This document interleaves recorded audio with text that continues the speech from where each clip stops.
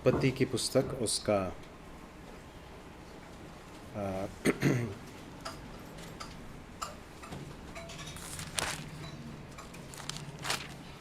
41वां अध्याय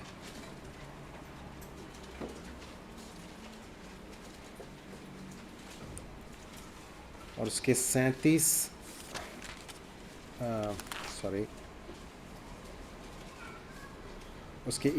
से लेकर 45 तक पहले पढ़ेंगे और उसके बाद फिर कुछ और पदों को आगे पढ़ेंगे। उत्पत्ति की पुस्तक 41वां अध्याय 41 और उसके 41 से लेकर 45 तक, 41 से लेकर 45 तक। फिर फिरौन ने यूसुफ से कहा, सुन, मैं तुझको मिस्र के सारे देश के ऊपर अधिकारी ठहरा देता हूँ। तब फिरौन ने अपने हाथ में अंगूठी निकाल के यूसुफ के हाथ में पहना दी और उसको बढ़िया मलमल के वस्त्र पहनवा दिया और उसके गले में सोने की जंजीर डाल दी और उसको अपने दूसरे रथ पर चढ़वाया। और लोग उसके आगे आगे यह प्रचार करते चले कि घुटने टेक कर दंडवत करो।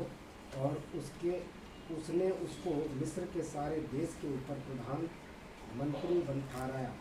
फिर फिरौन ने यूसुफ से कहा, फिरौन तो मैं हूँ, पर सारे मिस्र देश के कोई भी तेरे आज्ञा के बिना हाथ पांव ना हिलाएगा। तब फिरौन ने यूसुफ का नाम पाने रखा और ओन नगर के याजक पोतीफेरा की बेटी असनत से उसका विवाह करा दिया। और फिर यूसुफ सारे मिस्र के देश में दौरा करने लगा। या काफ़ी है। हाँ, उसके 46 को भी पढ़ लें। जब यूसुफ मिस्र के राजा फिरौन के सम्मुख खड़ा हुआ तब वह 30 वर्ष का था। वह फिरौन के सम्मुख से निकलकर सारे देश में दौरा करने लगा। हम यूसुफ के जीवन से कुछ बहुत ही बहुमूल्य पाठ सीखते आए हैं और उसी अध्ययन को अभी हम जारी रखेंगे। पिछली बार हमने इस बात को देखा था कि यूसुफ काल कोठरी में है और आप जानते हैं कि क्यों उसे वहाँ पर डाला गया। उसकी कोई गलती नहीं है, बल्कि उसने सच्चाई के रास्ते पर वो अडिग रहा, अपनी खराई को वो थामे रहा, अपनी इंटीग्रिटी पर वो चलता रहा और उसके फलस्वरूप उसको जो है बहुत ही तकलीफ़ों का और परेशानियों का सामना करना पड़ा। और वो काल कोठरी में जब वहाँ पर था समय पर हमने इस बात को देखा था कि 2 लोगों के साथ उसकी मुलाकात होती। वहाँ पर 2 लोग और आते हैं जो फिरौन के अधिकारी हैं और वो भी स्वप्न देखते हैं और स्वप्न देखने के बाद उसका अर्थ बताने वाला कोई था नहीं, बहुत उदास रहते हैं। और हमने देखा कि यूसुफ जो कि इस समय पर जिसे उदास रहना चाहिए, वो इन उदास लोगों की मदद करने के लिए आगे बढ़ता है। हमने इस बात को देखा था कि हमारे जीवन यदि हम चाहते हैं कि वास्तव में परमेश्वर के लिए काम आए, तो फिर हमें अपनी समस्याओं से बढ़कर, हमारी समस्याओं से बाहर निकलकर दूसरों के जीवन में इन्वॉल्व होना बहुत ही महत्वपूर्ण है। और यूसुफ को उसके लिए एक बहुत ही उत्तम उदाहरण के रूप में हम देख सकते हैं, इसलिए कि वो परमेश्वर के हाथ को अपने जीवन में देख पा रहा था, इसलिए कि उसे इस बात का निश्चय था कि मेरे जीवन के ऊपर परमेश्वर का नियंत्रण है। इसलिए वो अपने आसपास जो तकलीफ़ में, परेशानियों में जो लोग हैं उनकी मदद कर पाया, इसके बावजूद भी कि वो उनसे भी ज़्यादा बड़ी परेशानी में था। प्रभु हमारी सहायता करे कि हम इससे प्रोत्साहन ले सकें। और उसके बाद फिर हम देखते हैं कि वहाँ से जो है परिस्थितियाँ बदलने आरंभ होती हैं। हालांकि इस बीच हमने इस बात को भी देखा था कि वो जिससे उम्मीद कर रहा था कि वो मदद करेगा, किससे उम्मीद कर रहा था जी? फिरौन के अधिकारी से। किससे? हाँ, उससे पिलाने हारा से उसने उम्मीद की थी कि वो जाएगा और जाके फ़िरौन से सिफारिश करेगा, लेकिन उसके विषय में लिखा है कि वो तो भूल गया करके लिखा है, वो भूल गया।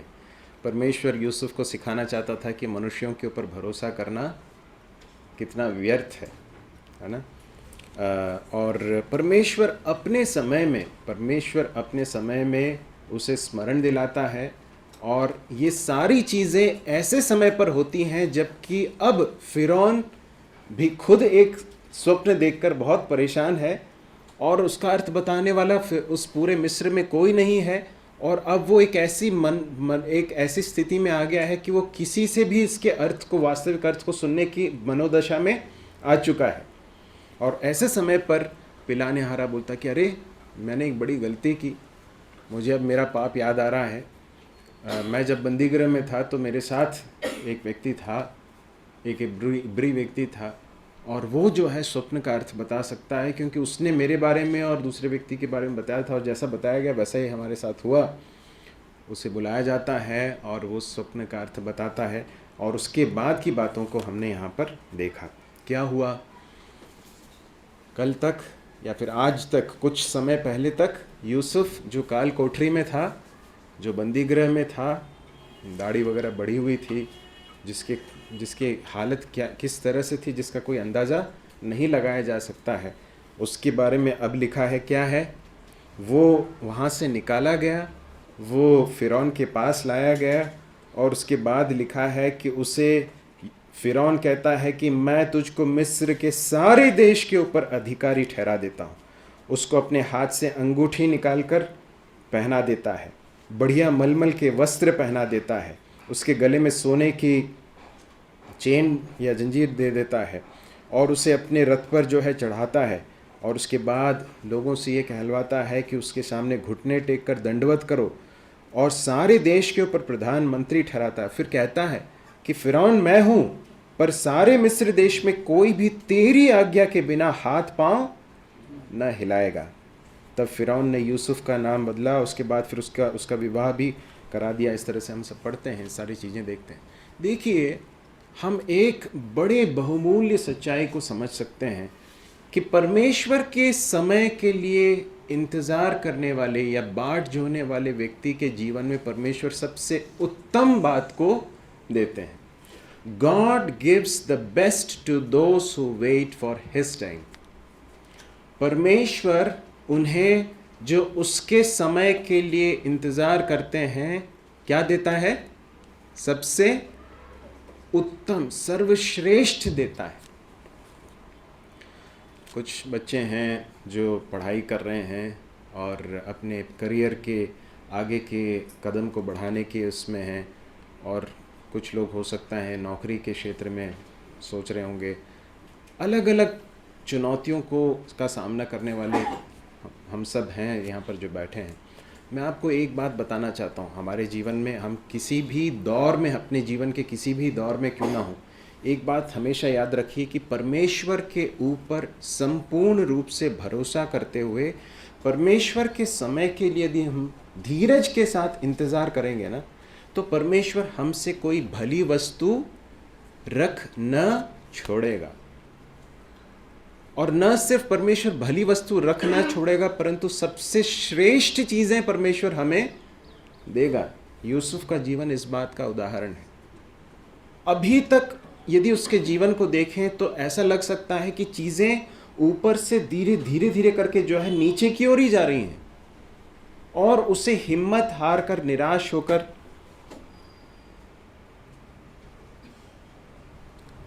होकर जो है परमेश्वर के रास्ते से दूर जाने के लिए या दूसरों के प्रति कड़वाहट से भरने के लिए सारे कारण हैं उसके पास, लेकिन वो क्या कर रहा है? ये सब न करते हुए परमेश्वर के ऊपर भरोसा करते हुए परमेश्वर के समय के लिए इंतज़ार करता हुआ दिखाई देता है। यूसुफ को परमेश्वर ने स्वप्न दिया था, याद है आपको? यूसुफ को परमेश्वर ने स्वप्न दिया था। स्वप्न में क्या दिखाई दिया था? कि उसके भाइयों के जो पूले हैं वो सब उसके पूले के सामने क्या कर रहे हैं? दंडवत कर रहे हैं। उसके बाद फिर एक और स्वप्न उसने देखा कि सूरज और चंद्रमा और तारागण जो है वो क्या कर रहे हैं, वो भी उसके सामने दंडवत कर रहे हैं। उसका भी अर्थ था कि उसके जो माता पिता और उसके जो भाई हैं वो भी आकर उसके सामने दंडवत करेंगे। मुझे बताइए कि ये स्वप्न पूरा हुआ क्या? हुआ। देखिए, परमेश्वर जब कोई कार्य करने के लिए ठानते हैं तो उसे करके ही रहते हैं। परमेश्वर ने यदि कुछ ठाना है, परमेश्वर ने यदि कुछ करने का निर्णय लिया है तो परमेश्वर उसे करके रहेंगे।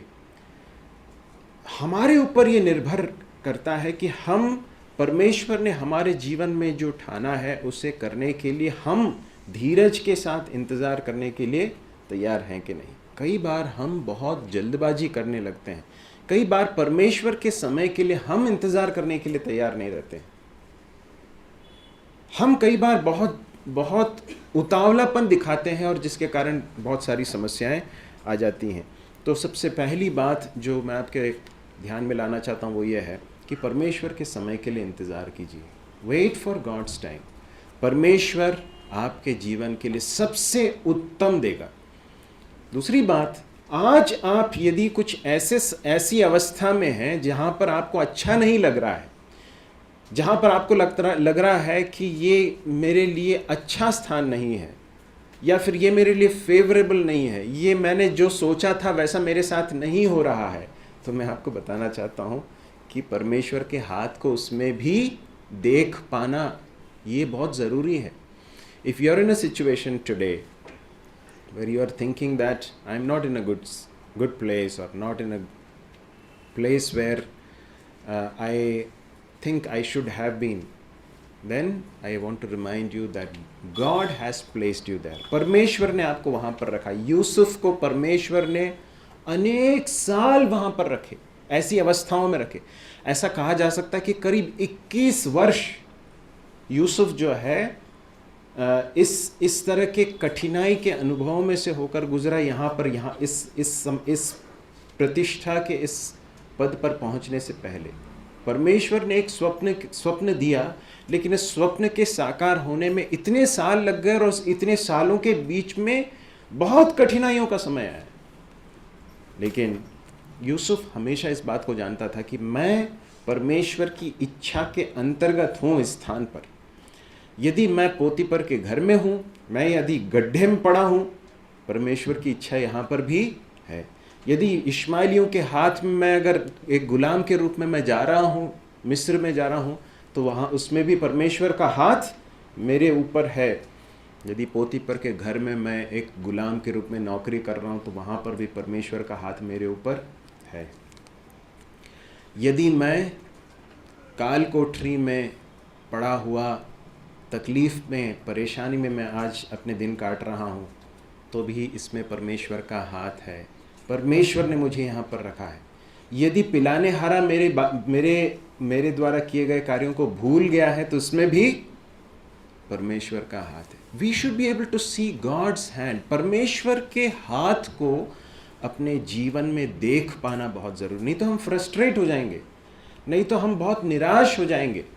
देखिए, हमारे जीवन में हमेशा चीज़ें हमारी उम्मीद के अनुसार नहीं होंगी, हमारे एक्सपेक्टेशंस के अनुसार नहीं होंगी क्या? हमारे जीवन में कभी ऐसा हुआ है क्या? आज बताइए आपके जीवन में, मेरे जीवन में, क्या सब हमारे एक्सपेक्टेशंस के अनुसार ही हुआ है क्या? नहीं ना। बहुत सारे कठिन, कड़वे, तकलीफ़ों से भरे हुए अनुभवों में से होकर गुजरे। और जो अभी बच्चे हैं और जो थोड़े जवान हैं, उन्हें अब बहुत सारे अनुभवों में से होकर गुजरना पड़ेगा। तब समझ में आएगा कि जीवन बहुत अलग अलग तरह के अनुभवों में से होकर गुजरना पड़ता है। हमारे बीच में पक्के बाल वाले भी लोग हैं, वो और बता सकते हैं। तो ये है जीवन। तो मैं आपको बता रहा हूँ कि परमेश्वर के हाथ को अपने जीवन के ऊपर देख पाना और इस बात को एक्नॉलेज करना, इस बात को मान लेना कि मैं आज इस परिस्थिति में हूँ, परमेश्वर ने इसकी अनुमति दी है और इसलिए मैं परमेश्वर के ऊपर भरोसा रखूँगा। परमेश्वर के ऊपर भरोसा रखते हुए परमेश्वर के समय के लिए धीरज के साथ इंतज़ार करूँगा। प्रभु हमारी सहायता करे कि ऐसा हो सके। तो अब हम 41वें अध्याय में आ जाएंगे। 41वें अध्याय के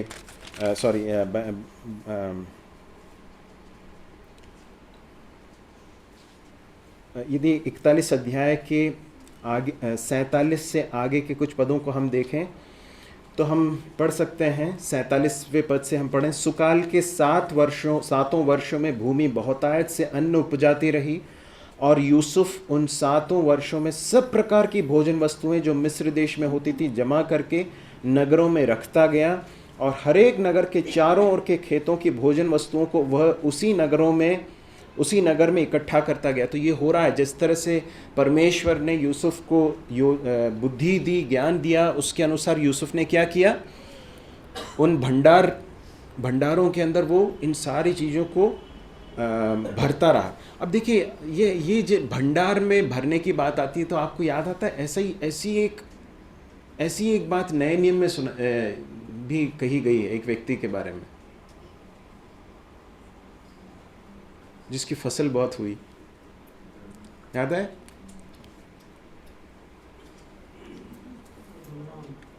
हाँ, बच्चे लोग बताएंगे, बच्चे लोग, जिसकी बहुत खूब फसल हुई और उसने भी भंडार बनवाने के बारे में सोचा। अरे हाँ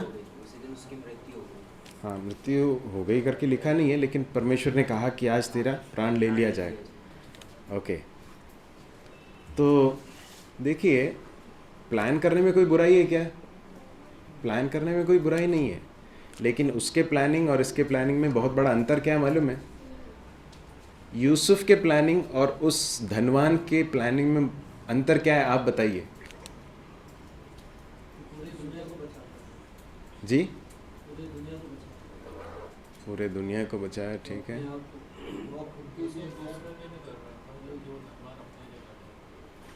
ओके,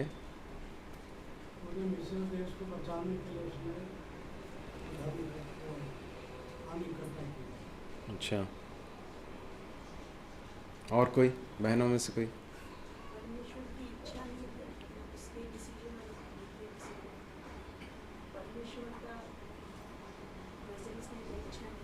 परमेश्वर नहीं था उसके निर्णय में, कहीं परमेश्वर का कोई स्थान दिखाई नहीं देता है। देखिए, हमारे जीवन में परमेश्वर है जो सबसे अहम है। God is the supreme person in our life. हमारे जीवन में सबसे अहम स्थान किसका है? परमेश्वर का है। यूसुफ के जीवन में सबसे अहम स्थान किसका है? देखो, ये यूसुफ ने नहीं कहा कि देखो मेरे को ऐसा लगता है कि ऐसा करना चाहिए और मैं ऐसा करेंगे तो ऐसा होगा, ऐसा नहीं। यूसुफ को ये कहां से, ये किसने कहा? परमेश्वर ने कहा कि ऐसा करो, तो यूसुफ ने ऐसा किया। यूसुफ सिर्फ परमेश्वर की आज्ञा का पालन मात्र कर रहा था। तो एक बड़ी सच्चाई जो हमें याद रखनी है वो ये है, हमारे जीवन की योजनाएं बनाते समय या जीवन के निर्णय लेते समय याद रखें कि परमेश्वर हमारे जीवन में सबसे अहम स्थान में होना चाहिए। यदि ऐसा नहीं है तो हमारे जीवन के निर्णय बहुत मूर्खतापूर्ण निर्णय हो सकते हैं। प्रभु हमारी सहायता करे। तो इसने इस तरह से किया और उसके बाद फिर लिखा है कि एक ऐसा समय आ गया कि अन्न को समुद्र की बालू के समान अत्यंत बहुतायत से इतना बढ़ गया कि उसने उनको गिनना छोड़ दिया, मतलब उसको अब मेजर करना बंद कर दिया उसने, क्योंकि वो असंख्य हो गई थी।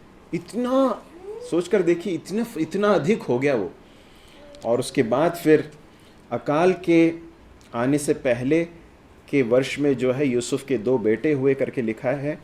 चूंकि हम इसके जीवन का वृत्तांत सीख रहे हैं तो इन डिटेल्स को भी देखते हुए जाएंगे। 2 बेटे हैं, 2 बेटों का नाम क्या है? मनश्शे और एफ्रेम, है ना? मनश्शे और एफ्रेम। बच्चों को याद रखना और बड़ों को भी याद रखना है। क्या क्या नाम है?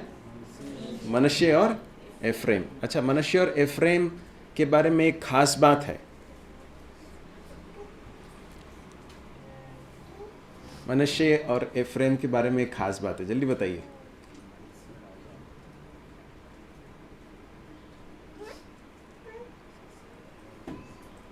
जो कि दूसरे जो देखिए, मनश्शे और एफ्रेम कौन है? किसके बच्चे हैं? यूसुफ के बच्चे हैं। यूसुफ कौन है? हाँ? याकूब के का बेटा है। याकूब के कितने बेटे थे? अनगिनत नहीं है। याकूब के कितने बेटे हैं? 12 हैं। 12 से कितने क्या हुए थे? 12 कुल, 12 गोत्र थे। ठीक है, तो यूसुफ से एक गोत्र होना चाहिए। ठीक है, अब मुझे बताइए कि यूसुफ के ये जो 2 बेटे हैं मनश्शे और एफ्रेम, इनके नाम से गोत्र चलते हैं। ये मालूम था क्या आपको? हाँ, मालूम है? मालूम होना चाहिए, बाइबल पढ़ेंगे तो मालूम होगा। मनश्शे और एफ्रेम जो है उनको उनके नाम से गोत्र बनेगा। तो उसमें जो है यूसुफ का गोत्र, यूसुफ के नाम से गोत्र नहीं चला। यूसुफ के नाम से गोत्र चलने के बजाय मनश्शे और एफ्रेम का जो है गोत्र चला, और उसमें जो है क्या बोलते हैं, यूसुफ और लेवी इसके स्थान पर क्या बोलते हैं, मनश्शे और एफ्रेम का गोत्र इस तरह से हुआ।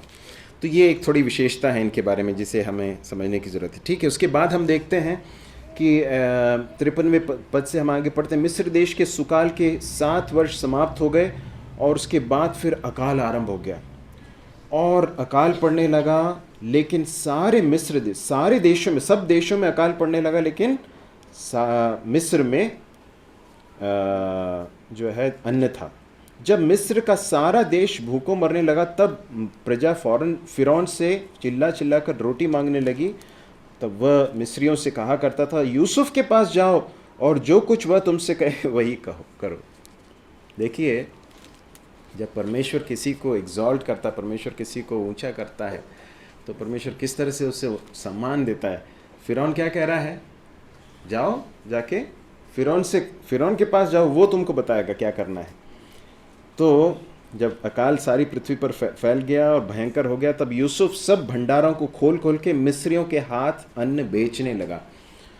और उसके बाद फिर जो है इस तरह से हम आगे बढ़ते हैं कि यूसुफ ने जो है मिस्र में जो है मिस्र को भी धनी बना दिया और फिरौन को भी जो है धनी बना दिया। इस तरह से हम देखते हैं। और उसके बाद 42वें अध्याय में आते आते जो है अब एक घटनाक्रम जो है बदल रही है। अब क्या हो रहा है? 42वें अध्याय के पहले के कुछ पदों को पढ़ें, जरा जल्दी से पढ़ें।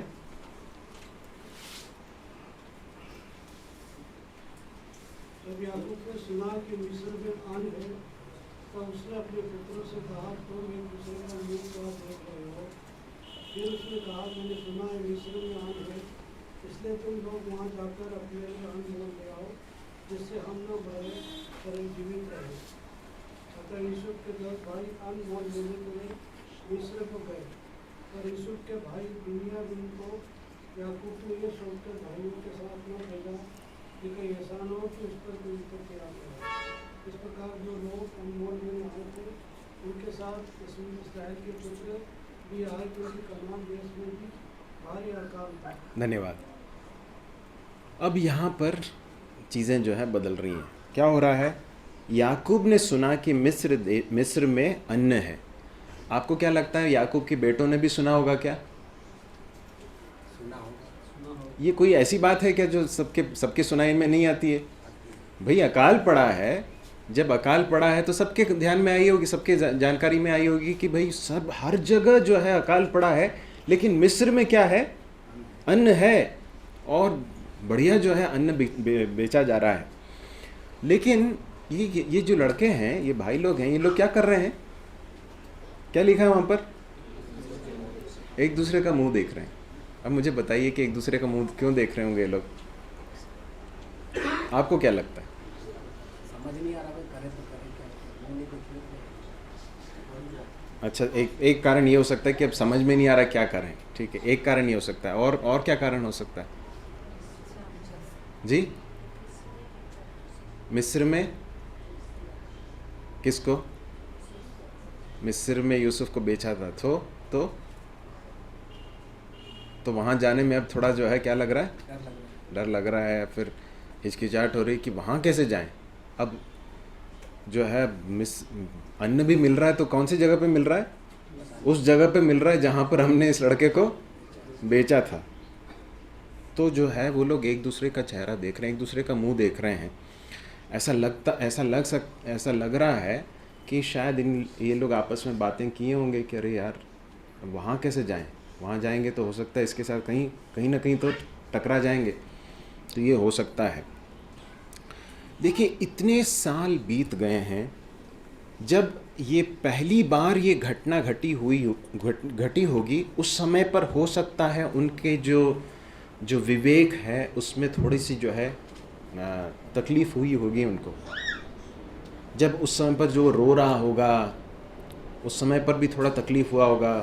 कुछ समय के बाद जो वो लोग इश्माइली लोग जब उसे लेकर जा रहे थे उस समय तकलीफ़ हुई होगी, थोड़ा लगा होगा। उसके बाद जब घर में आए और उसके बाद फिर उन्होंने बहुत धोखेबाजी की, उन्होंने बहुत क्या कपट के साथ उसके किसी जानवर को, भेड़ को मार कर जो है उसके खून को उस कपड़े पर लगा दिया। और उसके बाद उसके पिता को बोलते कि देखिए तेरे बेटे का वस्त्र है क्या। जब उसके बाद जब याकूब रो रहा था, विलाप कर रहा था, उसको देखकर जो है वो लोग उसे कंफर्ट करने के लिए, उसको सांत्वना देने की कोशिश कर रहे हैं। तो हो सकता है कहीं ना कहीं उनके विवेक में ये जो है चुभ रहा होगा, है ना? आपको लगता है कि नहीं? थोड़ा बहुत तो हुआ होगा ना, आखिर मनुष्य है। थोड़ा बहुत लगा होगा कि अरे यार हमने थोड़ा ज़्यादा कर दिया, ऐसा नहीं करना चाहिए था। लेकिन जैसे जैसे समय बीता होगा ना, क्या होता मालूम है? हम जब अपने पाप में जो है जीवन बिताते रहते हैं, कुछ समय के बाद जो है हमारा विवेक जो है मानो लोहे से दागे हुए विवेक के समान हो जाता है। लोहे से दागा हुआ, इस तरह से एक शब्द है, एक भाग पढ़िए, 1 तीमुथियुस 4:2। 1 तीमुथियुस 4 अध्याय उसका 2 पद, 1 Timothy chapter 4 verse 2।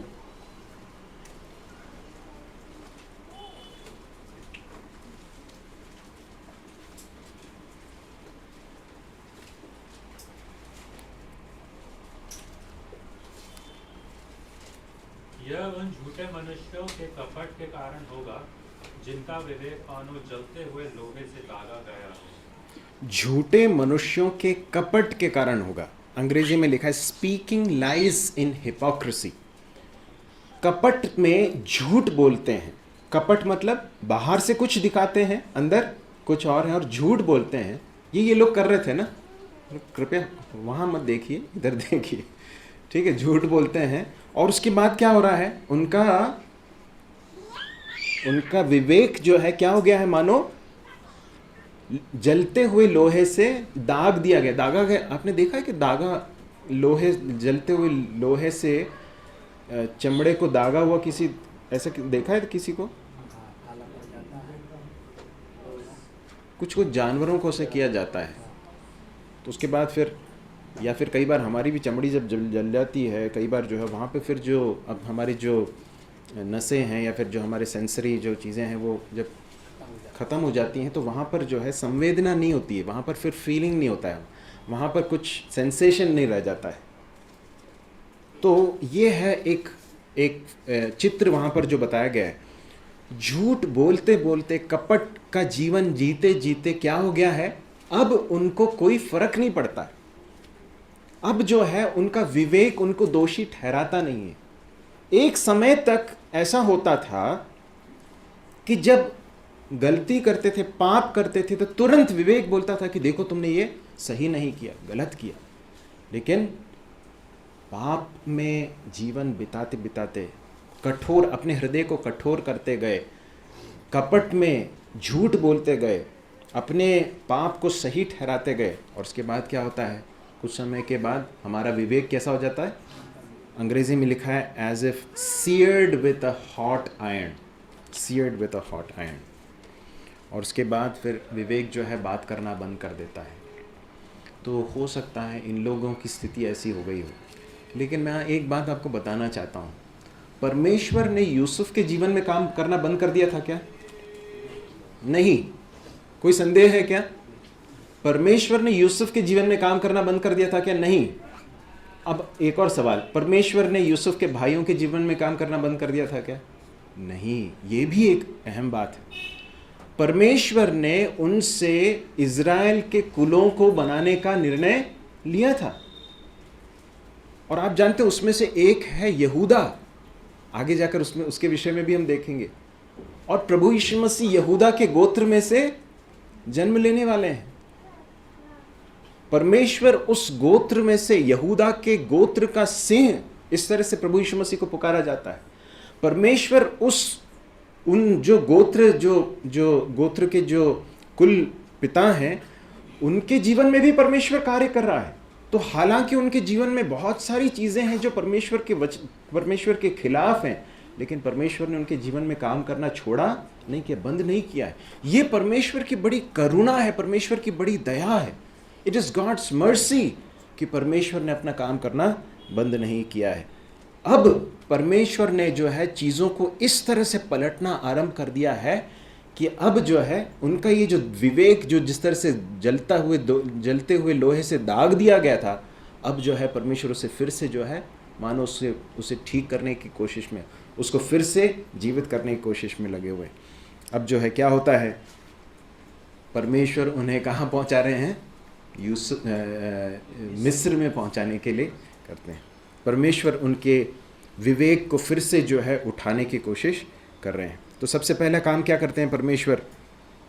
यहाँ पर हम देखते हैं कि मिस्र में उन्हें जाने की ज़रूरत पड़ती है।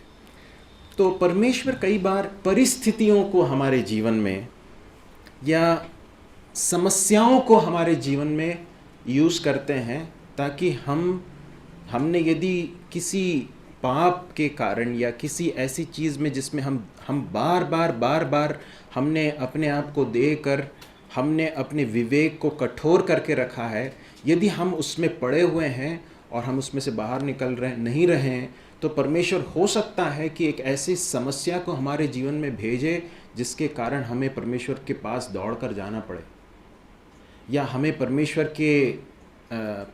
के द्वारा बताए गए रास्ते में वापस आना पड़े। यदि हम परमेश्वर की वास्तव में संतान है तो परमेश्वर हमें नहीं छोड़ेगा। प्रभु अपने कार्य को हमारे जीवन में करता है। ये बहुत बड़ा एक कंफर्ट है, इस बात को हम देख सकते हैं। तो हम पहली बात देखते हैं कि परमेश्वर एक समस्या को यहाँ पर लाता है।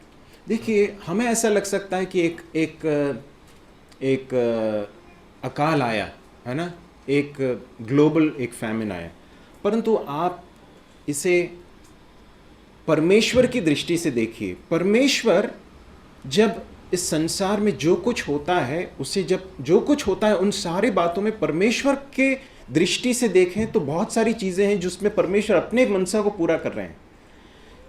इस लिहाज से आज इस संसार में जो कुछ चीज़ें चल रही हैं, हमारे भारत में चल रही हैं, रूस यूक्रेन में जो चल रहा है, जापान में पिछले दिनों में कुछ हुआ, हमको ऐसा लग सकता है कि अरे क्या कुछ गड़बड़ हो गया। लेकिन मैं आपको बताना चाहता हूँ कि परमेश्वर का सॉवरेन हैंड, परमेश्वर की प्रभु सत्ता इन सारी चीज़ों के पीछे काम कर रही है, और अल्टीमेटली परमेश्वर अपनी सॉवरेन प्लान को पूरा कर रहा है।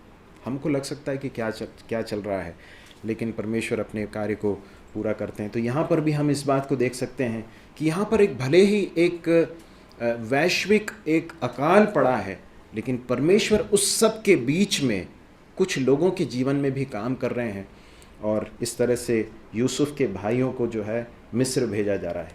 ठीक है, अब वहाँ जाते हैं। अतः यूसुफ के 10 भाई अन्न मोल लेने के लिए मिस्र को गए, पर यूसुफ के भाई बिन्यामीन को याकूब ने यह सोचकर भाइयों के साथ न भेजा कि कहीं ऐसा न हो कि उस पर कोई विपत्ति आ पड़े। अब थोड़ा समझने में थोड़ा अजीब लगता है कि ऐसा क्यों किया याकूब ने। हो सकता है ये कारण रहा हो क्योंकि यूसुफ के साथ एक घटना घट गई, तो अब ऐसा ना हो कि अब बिन्यामीन के साथ भी अगली कुछ घटना घट जाए। दूसरा कारण ये भी हो सकता है कि याकूब शायद अपने इन बेटों के ऊपर विश्वास कम करता हो, क्योंकि उनके ऊपर उनके स्वभाव से जो है अब परिचित होने लगा, बहुत सारी चीज़ें उसने देखी होंगी। तो हो सकता है उसके मन में अब हो सकता है संदेह भी आया हो कि क्या मालूम इन्होंने ये जो बातें बताई हैं वो सच में सही हैं भी कि नहीं, ये लोग इसको भी लेके जा रहे हैं, क्या मालूम क्या कर देंगे। तो एनीवे वहाँ पर वो नहीं भेजता है। 5वां पद, इस प्रकार जो लोग अन्न मोल लेने आए उनके साथ इज़राइल के पुत्र भी आए, क्योंकि कनान देश में भी भारी अकाल था। तो सिर्फ ये लोग नहीं गए परंतु और भी कई देशों के लोग जा रहे थे। 6वां पद, यूसुफ तो मिस्र देश का अधिकारी था और उस देश के सब लोगों के हाथ वही अन्न बेचता था, इसलिए जब यूसुफ के भाई आए तब भूमि पर मुंह के बल गिर के उसको दंडवत किया। क्या हो रहा है यहाँ पर? लेकिन हो क्या रहा है यहाँ पर? स्वप्न पूरा हो रहा है। देखिए, जब ये लोग ये कर रहे थे, क्या उन्होंने सोचा क्या कि क्या हो रहा है? नहीं सोचा उन्होंने। उनको बिल्कुल अंदाज़ा भी नहीं है कि वास्तव में उस समय पर हो क्या रहा है, परंतु क्या हो रहा है? परमेश्वर के द्वारा कही गई बात पूरी हो रही है। जब उन्होंने उसे गड्ढे में डाल दिया तो क्या कहा, या फिर उससे भी पहले उन्होंने क्या कहा? आओ इसको हम क्या कर देते हैं, स्वप्न देखने आ रहा है, उसको मार देते हैं, फिर देखते हैं कि उसके स्वप्न का क्या होता है। आज क्या हो रहा है? स्वप्न पूरा हो रहा है। उसके बाद दंडवत किया लिखा है। उनको देखकर यूसुफ ने पहचान तो लिया, परंतु उनके सामने भोला बन के कठोरता के साथ उनसे पूछा, तुम कहाँ से आते हो? उन्होंने कहा, हम कनान देश से अन्न मोल लेने के लिए आए हैं। यूसुफ ने अपने भाइयों को पहचान लिया, परंतु उन्होंने उसको न पहचाना। निश्चित रूप से इसका कारण यह है क्योंकि जो मिस्री जो लोग हैं, मिस्र के जो लोग हैं, वो उनकी वेशभूषा अलग थी और इब्री लोग जो हैं वो अलग तरीके से वेशभूषा करते थे। और इतना समय बीत गया है, जिस समय पर यूसुफ को उन्होंने बेचा होगा उससे अब जो है काफ़ी समय बीत गया है। और तब यूसुफ अपने उन स्वप्नों को स्मरण करके, अब देखिए क्या लिखा है 9वां पद, तब यूसुफ अपने उन स्वप्नों को स्मरण करके जो उसने उनके विषय में देखे थे उनसे कहने लगा, तुम भेदिए हो, इस देश की दुर्दशा को देखने के लिए आए हो? उन्होंने उससे कहा, नहीं नहीं हे प्रभु, तेरे दास भोजन वस्तु मोल लेने के लिए आए हैं। हम सब एक ही पिता के पुत्र हैं। और उसके बाद क्या कहते हैं वो लोग? क्या कहते हैं? हम सीधे मनुष्य हैं, तेरे दास भेदिए नहीं। उसने उनसे कहा, नहीं नहीं, तुम इस देश की दुर्दशा देखने ही को आए हो।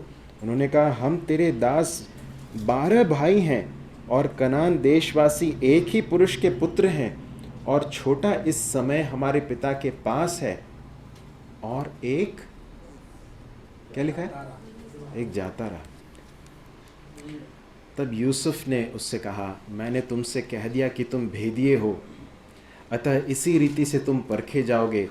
फिरौन के जीवन की शपथ, जब तक तुम्हारा छोटा भाई यहाँ न आए तब तक तुम यहाँ से निकलने पाओगे। इसलिए अपने में से एक को भेज दो कि वह तुम्हारे भाई को ले आए, और तुम लोग बंदी रहोगे। इस प्रकार तुम्हारी बातें परखी जाएंगी कि तुम में सच्चाई है कि नहीं। यदि सच्चे न ठहरे तब तो फिरौन के जीवन की शपथ तुम निश्चय ही भेदिए समझे जाओगे। तब उसने उनको 3 दिन तक बंदी गृह में रखा।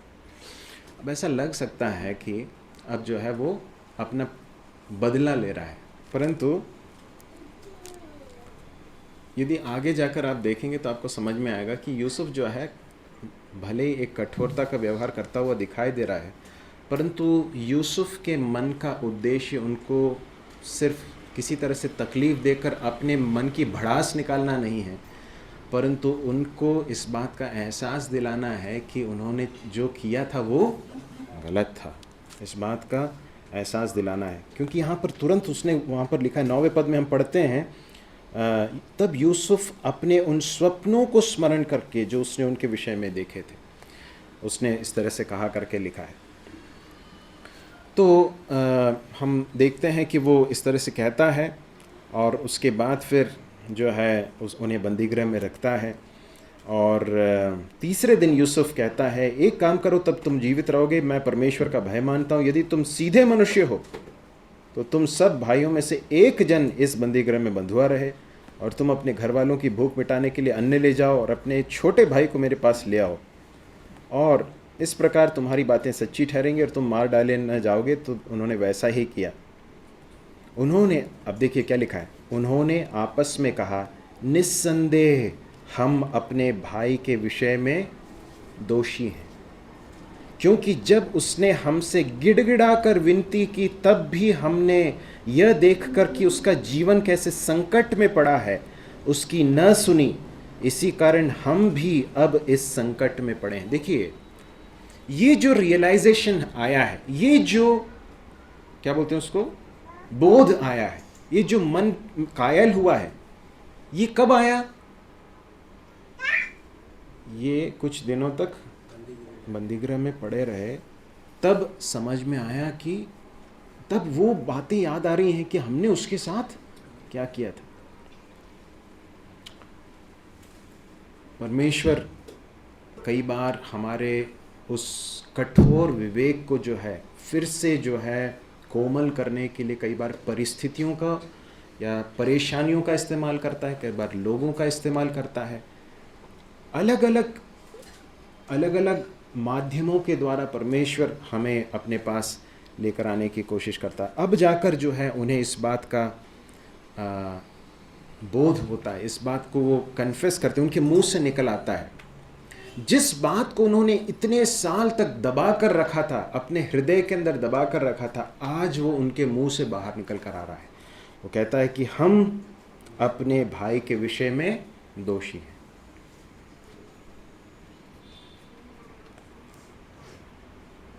इसी कारण हम भी इसी संकट में पड़े हैं। और तब रूबेन उनसे कहता, क्या मैंने तुमसे न कहा था कि लड़के के अपराधी मत बनो, परंतु तुमने न सुना। देखो, अब उसके लहू का पलटा लिया जाता है। देखिए, एक बात जो उनको अब लग रही है वो यह है कि परमेश्वर अब उनको जो है नाश करने पर तुला हुआ है, परंतु वास्तविकता क्या है? परमेश्वर नाश करने के लिए सब कर रहा है क्या? नहीं है। देखिए, इस बात को याद रखिए कि जब कई बार हमारे पाप के कारण परमेश्वर की ताड़ना हम पर पड़ती है तो कई बार हमें ऐसा लग सकता है कि परमेश्वर हमें नाश करने पर तुला हुआ, लेकिन परमेश्वर की ताड़ना कभी भी हमें डिस्ट्रॉय करने के लिए नहीं है, हमें नाश करने के लिए नहीं। किसके लिए होती है? हमारे रेस्टोरेशन के लिए होती है, हमें सुधारने के लिए होती है, हमारी भलाई के लिए होती है, हमें अंततः सुधार कर परमेश्वर के पास वापस लौटाने के लिए होती है। It is to bring us back to God.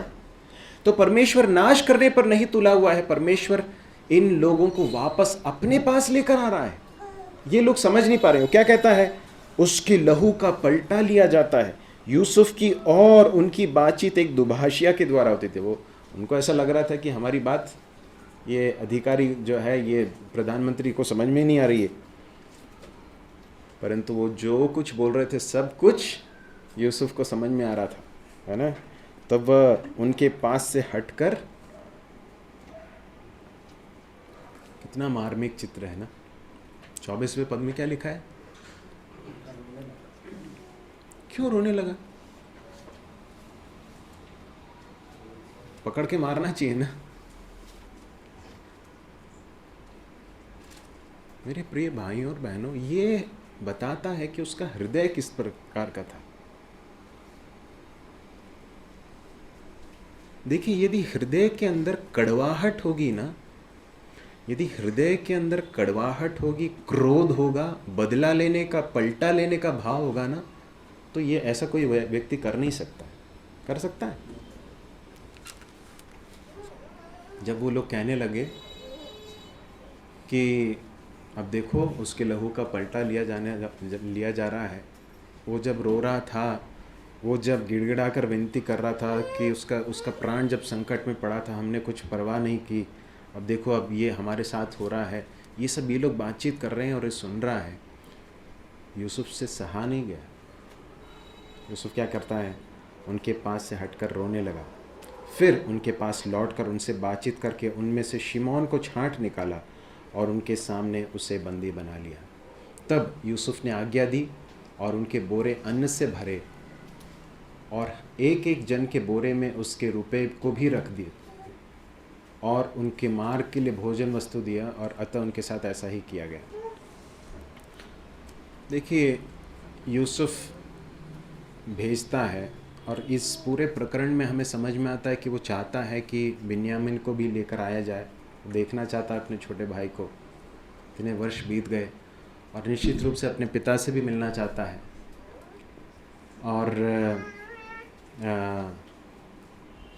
और अकाल पड़ा है, निश्चित रूप से भोजन भेजना है, तो भोजन भेजता है, लेकिन आगे जो है हो सकता है आगे वापस आने के लिए पैसा ना हो, तो वे लोग वापस ना आए, तो वापस जो है पैसा भी उसके अंदर रख देता है। और उसके बाद जो है अपना अन्न अपने गधों पर लाद कर वहाँ से चल दिए। सराय में जब एक गधे को चारा देने के लिए अपना बोरा खोलता है तो जो है वो पैसा उसमें मिल जाता है, और सभी लोग ऐसे ही देखते हैं और वे एक दूसरे को भय से ताकने लगे और बोले, परमेश्वर ने यह हमसे क्या किया है। अब उन्हें समझ में आता है कि देखिए, परमेश्वर का हाथ हमारे जीवन में कार्य कर रहा है।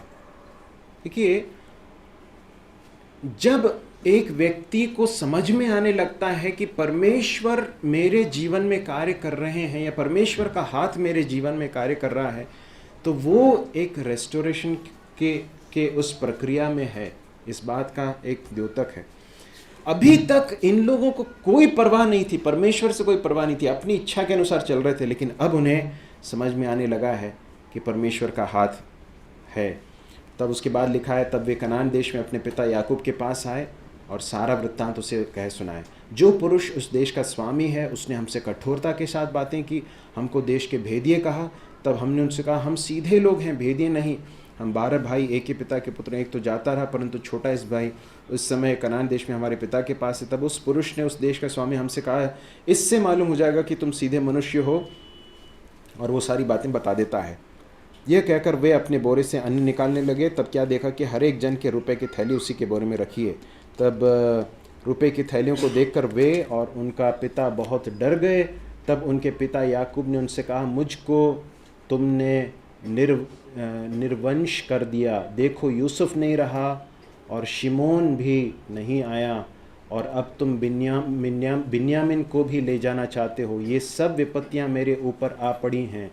रूबेन ने अपने पिता से कहा, यदि मैं उसको तेरे पास न लाऊं तो तेरे दोनों पितरों को, मेरे दोनों पुत्रों को मार डालना। तू उसको मेरे हाथ में सौंप दे, मैं उसको तेरे पास फिर पहुंचा दूंगा। उसने कहा, मेरा पुत्र तुम्हारे संग न जाएगा, क्योंकि उसका भाई मर गया और वह अब अकेला रह गया है। इसलिए जिस मार्ग से तुम जाओगे उसमें यदि उस पर कोई विपत्ति आ पड़े, तब तो तुम्हारे कारण मैं इस बुढ़ापे की अवस्था में शोक के साथ अधोलोक में उतर जाऊंगा। एक और व्यक्ति है जिसके साथ परमेश्वर डील कर रहा है। वो कौन है? याकूब, है ना। परमेश्वर का काम याकूब के जीवन में भी पूरा नहीं हुआ है। याकूब को ऐसा लग रहा था कि सब कुछ ख़त्म हो गया। हाँ, मेरा प्रिय बेटा यूसुफ, वो उसे किसी जंगली जानवर ने ख़त्म कर दिया। उसके विषय में जो स्वप्न देखे थे वो सब स्वप्न ख़त्म हो गए। क्या मालूम क्या था उन स्वप्नों का अर्थ? क्या परमेश्वर ने उन स्वप्नों को सब ऐसे ही भेजा था? क्या उसका कोई उद्देश्य था? लेकिन परमेश्वर का काम पूरा नहीं हुआ था, परमेश्वर का समय अभी पूरा नहीं हुआ था। इस बात को याकूब नहीं जानता था। उसे ऐसा लगता है कि सब कुछ ख़त्म हो गया। वो कहता है कि अब अगर बिन्यामिन के साथ कुछ हो गया तो मैं इस बुढ़ापे में बहुत ही विलाप करता हुआ अधोलोक में चला जाऊंगा। कुछ बातें मैं जल्दी से आपको बताकर मैं इस संदेश को समाप्त करना चाहता हूँ। पहली बात यह है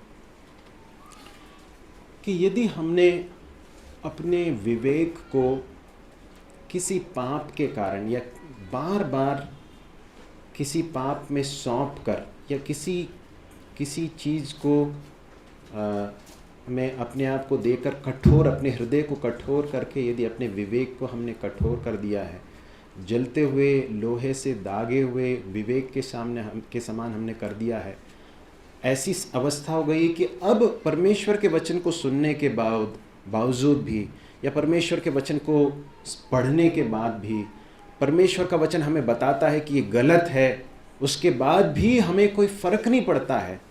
मैं आपको बताना चाहता हूँ कि ये बहुत गंभीर अवस्था है, ये बहुत एक डेंजरस सिचुएशन है। और यदि आप उस स्थिति में अपने आप को बनाए रखेंगे तो यदि आप वास्तव में परमेश्वर की संतान है तो परमेश्वर आपको छोड़ेगा नहीं। परमेश्वर किसी न किसी परिस्थिति के द्वारा आपको वापस लौटाएगा, और वो बहुत पेनफुल हो सकता है, बहुत दर्दनाक हो सकता है। इसलिए सबसे उत्तम यह है कि हम अपने जीवन में उन चीज़ों को जो परमेश्वर को नहीं भाती हैं उन्हें छोड़ दें, परमेश्वर के सामने मान लें। यदि कोई चीज़ दबी हुई पड़ी है अंदर, सालों से दबी हुई पड़ी है, जिसे हमने दबा कर रखा है, जिसे हमने अभी तक माना नहीं है, जिस तरह से यूसुफ के भाइयों ने अनेक वर्षों तक उसे दबा कर रखा, यदि ऐसी कोई चीज़ हमारे जीवन में हो तो आज हम अपने मुंह को खोलकर प्रभु के सामने अंगीकार करें और कहें कि ये प्रभु मैं इसका दोषी हूँ। जैसा उन्होंने कहा कि ये इसका दोष हमारे ऊपर है। प्रभु से हम माफ़ी मांगें, परमेश्वर से हम माफ़ी मांगें। यदि हमने किसी का नुकसान किया है तो उसकी भरपाई करें, है ना। मत्ती रचित सुसमाचार में हम जक्कई नाम के एक व्यक्ति के बारे में पढ़ते हैं जिसने रेस्टिट्यूशन किया, जिसने कहा कि मैंने जिनका नुकसान किया मैं उनकी भरपाई करूँगा। और यदि हमने अपने विवेक को गलत चीज़ों के लिए दे रखा है तो परमेश्वर के वचन से उसको शुद्ध करने के लिए अपने आप को सौंपें और परमेश्वर के वचन के अनुसार चलने के लिए अपने आप को सौंपें। परमेश्वर हमारी सहायता करें।